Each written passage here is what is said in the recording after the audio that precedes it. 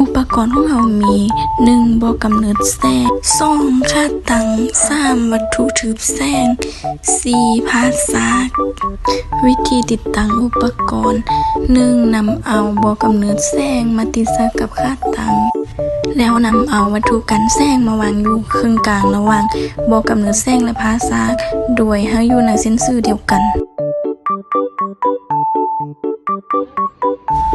หลังจากติดตั้งอุปกรณ์แล้วเราก็มาปิดไฟทั้งหมดในห้องให้เหลือเพียงแต่ดอกไฟที่เราจะใช้ในการทดลองเท่านั้นหลังจากนั้นเรามาหยับวัตถุกันแสง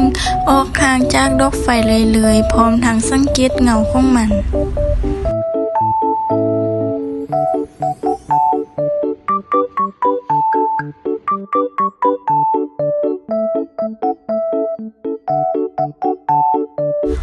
แต่ถ้าหากน้องๆคนได้อยากเฮ็ดตามแต่ว่า